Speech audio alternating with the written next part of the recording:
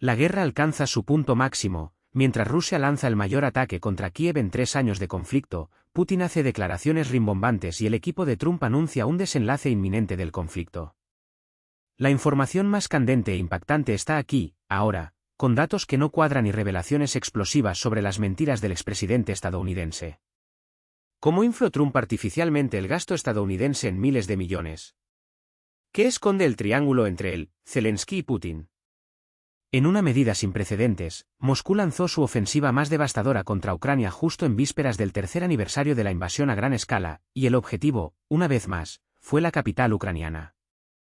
Mientras tanto, el Kremlin sorprende al atribuir la responsabilidad de la guerra a Dios, y Putin saluda públicamente a un soldado que mató a un soldado ucraniano en un combate cuerpo a cuerpo. No te pierdas ningún detalle. Usted sabe lo vital que es su compromiso para que podamos mantener este trabajo. Cada me gusta, compartir y comentar marca la diferencia. Vayamos directamente a lo que importa, el histórico ataque que sacudió a Ucrania. Kiev bajo fuego cruzado, la ofensiva que superó todos los límites. Mientras Rusia celebra el Día del Defensor de la Patria, el regalo que ofrece al mundo es una lluvia de terror sobre Ucrania. Las autoridades de Kiev dicen, nada se compara con lo que pasó estos días. En un solo asalto, Moscú lanzó 267 drones Shad contra el país, partiendo de múltiples frentes: Orel, Bryansk, Kursk, Chatalovo, Milerovo, Primorsko-Akhtarski, por supuesto, Crimea. Pero la cosa no quedó ahí. Desde el territorio sur ocupado también se dispararon 3 misiles balísticos Iskander, según confirmó la Fuerza Aérea de Ucrania. El balance es asombroso: 138 drones de ataque fueron derribados en regiones que van desde Kharkiv hasta Odessa, pasando por Kiev, Chernihiv y Dnipropetrovsk. Entre los objetivos, una revelación impactante: 119 de los dispositivos eran fantasmas, drones falsos diseñados para saturar los radares ucranianos sin causar daños reales. 3 de ellos continuaron hacia Bielorrusia y uno, irónicamente, regresó a Rusia.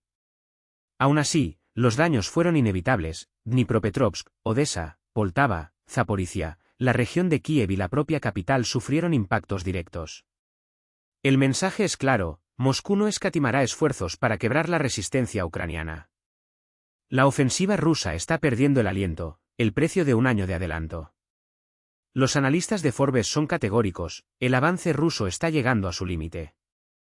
Después de un año de brutales ataques desde la caída de Avdiivka, donde las tropas de Putin intentaron sin éxito rodear Pokrovsk, a solo 60 kilómetros de distancia, las cifras son desgarradoras. Decenas de miles de soldados rusos murieron, además de la pérdida de 2.500 equipos, incluidos tanques TB-80 de última generación. Los ucranianos también sangraron, pero en una escala 3 veces menor, según la publicación. ¿El resultado? Las fuerzas de Moscú están estancadas, incapaces de cerrar el asedio a Pokrovsk, y su principal eje de ataque colapsa. Para empeorar las cosas, la adaptación táctica, hasta entonces la carta de triunfo de los comandantes rusos, ya no es suficiente. La guerra cambió y también la política en torno a ella. The Telegraph va más allá: la desaceleración rusa no es accidental. Se alimenta, en parte, de las agresivas declaraciones de Trump contra Zelensky, que, curiosamente, acaban fortaleciendo la posición de Moscú en la mesa de negociaciones.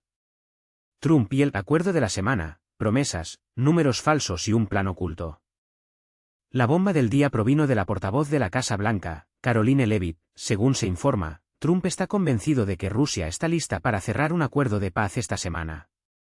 El presidente y su equipo están comprometidos a negociar con ambas partes para poner fin al conflicto. Él cree que podemos lograrlo ahora, declaró. Mientras tanto, fuentes del gobierno ucraniano confirman, hay discusiones activas entre Washington y Kiev sobre un controvertido acuerdo de exploración de recursos minerales, un tema que Trump. No me canso de mencionarlo. Estoy tratando con el presidente Zelensky. Estoy tratando con el presidente Putin. Queremos que se les devuelva el dinero, o al menos asegurarnos de que no se desperdicie, dijo Trump, distorsionando los hechos. Según él, Estados Unidos donó $350.000 millones a Ucrania, una cifra absurda, desmentida por el Pentágono y las auditorías independientes. ¿La realidad?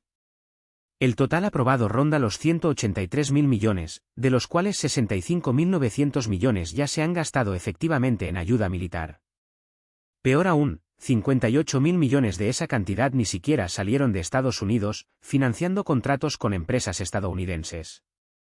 En otras palabras, Trump infla las cifras para justificar la presión, mientras que la mitad de los recursos ni siquiera se han utilizado. Bloomberg reveló otro detalle explosivo: Ucrania se retractó de su demanda de crear un fondo de 500.000 millones de dólares, parte de un acuerdo que daría a Estados Unidos una participación en sus recursos naturales. Mientras tanto, el presidente polaco, Andrzej Duda, tras reunirse con Trump, confirmó: hay un plan en marcha. Dijo que debe liderar las negociaciones, que no hay otra salida. Es la única manera de poner fin a la guerra, pero también de fortalecer Ucrania y la presencia estadounidense allí, no necesariamente militar, sino económica, informó Duda. Trump quiere vínculos más estrechos y Zelensky está en su punto de mira. Putin se lava las manos, fue Dios quien así lo quería. En un discurso que mezcla cinismo y descaro, Putin, con una copa de vino espumoso en la mano, declaró que la guerra contra Ucrania es voluntad divina. Fue Dios quien decidió, afirmó el hombre acusado por la Corte Penal Internacional de Crímenes de Guerra. Mientras tanto, el Kremlin sigue su estrategia: echarle la culpa al cielo, mientras en el suelo mueren soldados y las ciudades quedan reducidas a escombros. La pregunta candente: ¿cuál será el próximo capítulo de esta guerra? Trump promete un resultado rápido, Putin apela a lo sobrenatural y Ucrania resiste, incluso bajo intenso fuego. Una cosa es segura: el detrás de escena de este conflicto es tan turbulento como el campo de batalla. ¿Y tú, qué opinas? ¿Es viable el plan de Trump o es solo otra cortina de humo? Deja tu opinión.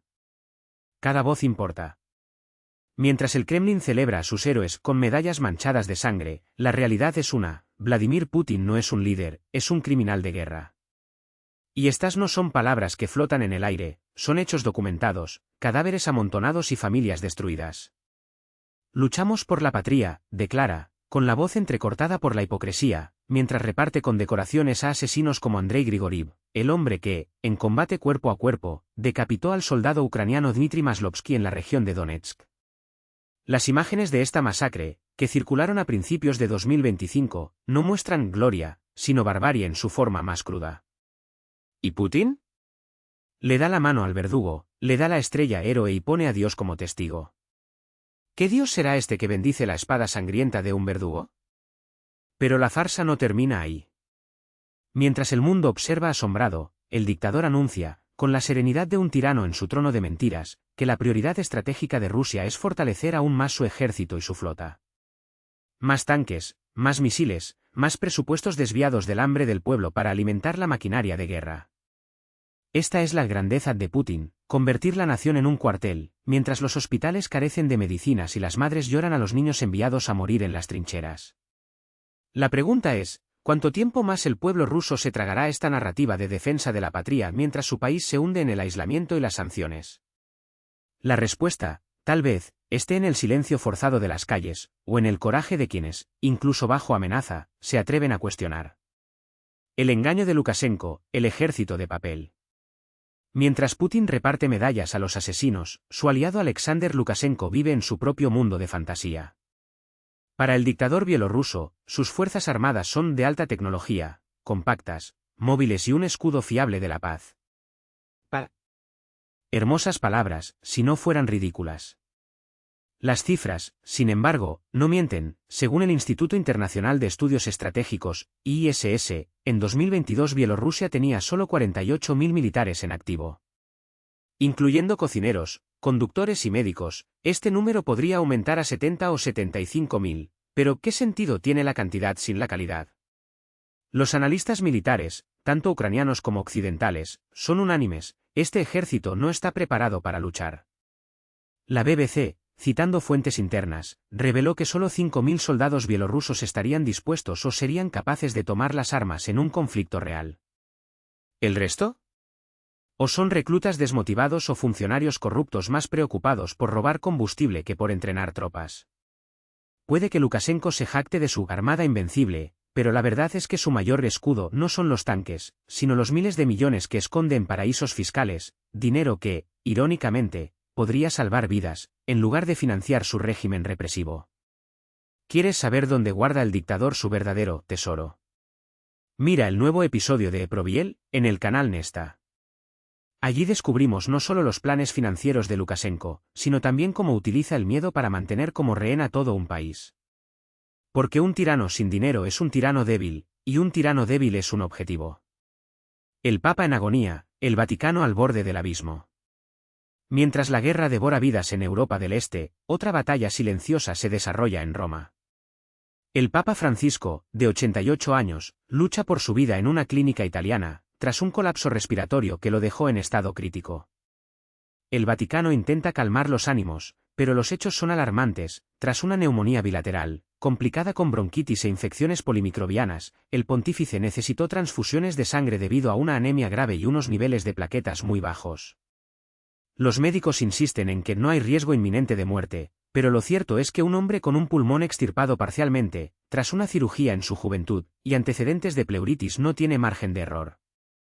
Francisco ya ha cancelado varias misas dominicales y su cuerpo, desgastado por décadas de servicio y enfermedades crónicas, parece resistir más con fuerza de voluntad que con medicina.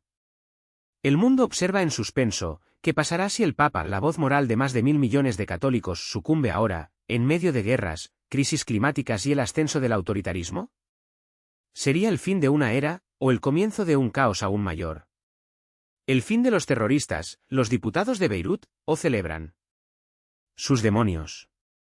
El Líbano ha enterrado a dos de sus mayores torturadores en un macabro espectáculo de hipocresía.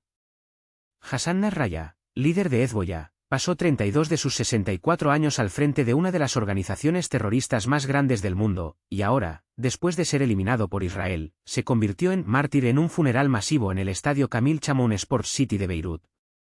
Miles de personas salieron a las calles, no para llorar a un hombre, sino para celebrar el símbolo de un régimen que sumió al Líbano en la miseria. Pero la ironía no termina ahí. Hassim Safieddine, su sucesor, duró solo una semana en el poder antes de ser también liquidado por las fuerzas israelíes. Dos terroristas, dos ataúdes, la misma lección: quien vive a espada muere. Y mientras Hezbollah jura venganza, el Líbano, un país rehén de esta milicia, sigue al borde del colapso económico, con una inflación estratosférica y una población aplastada por la corrupción. Uno se pregunta, ¿cuántos más tendrán que morir antes de que el pueblo libanés se dé cuenta de que sus defensores son, de hecho, sus verdugos? Y mientras tanto, la vida, o la muerte, continúa. De un lado del mundo, Bolivia baila al son de 70 orquestas en el Carnaval de Oruro, una explosión de cultura y resistencia. Por el otro, los tanques avanzan, caen bombas y los dictadores se hacen el dios. El contraste es brutal y revelador. Porque la historia no solo la escriben los generales y los tiranos, sino también los que, incluso bajo el fuego, se empeñan en vivir. ¿Y tú? ¿De qué lado estás? Deja tu comentario, comparte tu opinión. La verdad solo avanza cuando no nos quedamos callados. No te pierdas las actualizaciones en tiempo real, sigue a Nesta en Telegram o X. Gracias por estar con nosotros. Hasta la próxima, y que las noticias futuras sean al menos un poco menos sombrías.